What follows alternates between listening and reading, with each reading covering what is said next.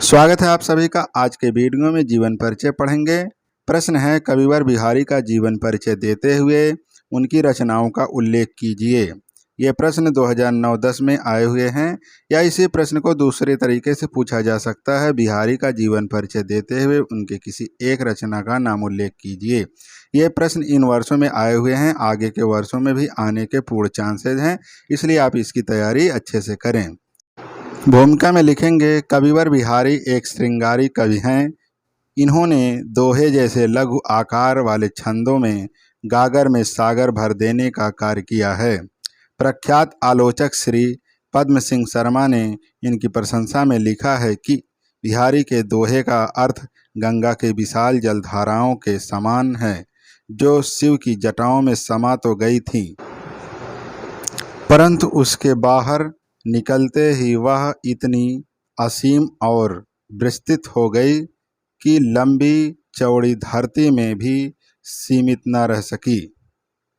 बिहारी के दोहे रस के सागर हैं, कल्पना के इंद्रधनुष हैं, भाषा के मेघ हैं, उनमें सौंदर्य के मादक चित्र अंकित हैं।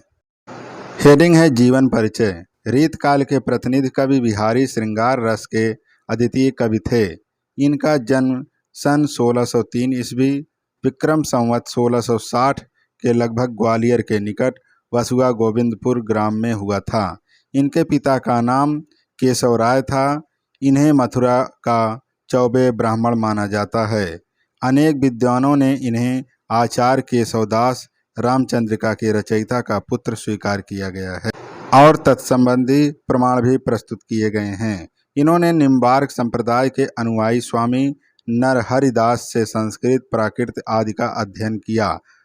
इन्होंने युवावस्था अपनी ससुराल मथुरा में बिताई थी। मुगल बादशाह शाहजहां के निमंत्रण पर ये आगरा चले गए और उसके बाद जयपुर के राजा जयसिंह के दरबारी कवि हो गए। राजा जयसिंह अपनी नवविवाहित पत्नी के प्रेम पास में फंसकर जब राजकार्य को चौपट कर बैठे थे, तब बिहारी ने राजा की मोह निद्रा भंग करने के लिए निम्नलिखित अन्योक्तिपूर्ण दोहा लिखकर उनके पास भेजा। नहीं पराग नहीं मधुर मधु, नहीं विकासु इह काल, अली कली सी सौ बांध्यों आगे कौन हवाल। इस दोहे को पढ़कर राजा की आंखें खुल गई और वे पुनः कर्तव्य पथ पर अग्रसर हो गए। राजा जयसिंह की प्रेरणा पाकर बिहारी सुंदर सुंदर दोहों की रचना करते थे और पुरस्कार स्वरूप प्रत्येक दोहे का एक स्वर्ण मुद्रा प्राप्त करते थे। बाद में पत्नी की मृत्यु के कारण श्रृंगारी कवि बिहारी का मन भक्ति और वैराग की ओर मुड़ गया। 723 दोहों की सत्सई सन 1662 ईस्वी में समाप्त हुई मानी जाती है। सन 1663 विक्रम संवत 1720 में इनकी मृत्यु हो गई। इनकी रचनाएं हैं। हेडिंग है, बिहारी की एकमात्र रचना बिहारी सत्सई है। यह श्रृंगार रस प्रधान मुक्तक काव्य ग्रंथ है। श्रृंगार की अधिकता होने के कारण बिहारी मुख्य रूप से श्रृंगार रस के कवि माने जाते हैं। इन्होंने छोटे से छोटे दोहे प्रेम लीला के गूढ़ से गूढ़ प्रसंगों को अंकित किया है। इनके दोहों के विषय में कहा गया है, सतसया के दोहरे ज्यों नाविक के तीर, देखन में छोटे लगें घाव करे गंभीर। साहित्य में स्थान। हेडिंग है, रीतकालीन कवि बिहारी अपने ढंग के अद्वितीय कवि हैं। इनकी विलक्षण सृजन प्रतिभा के कारण काव्य संसार में इन्हें महाकवि के पद पर प्रतिष्ठित किया है।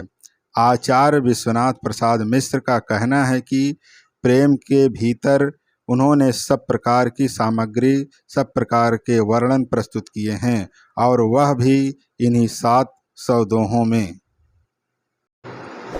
यह उनकी एक विशेषता ही है।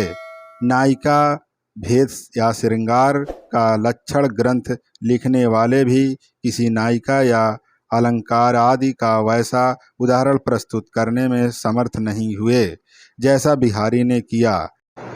हमें यह भी मान लेने में आनाकानी नहीं करनी चाहिए कि उनके जोड़ का हिंदी में कोई दूसरा कवि नहीं हुआ। वीडियो यहीं तक। पूरा वीडियो देखने के लिए बहुत बहुत धन्यवाद।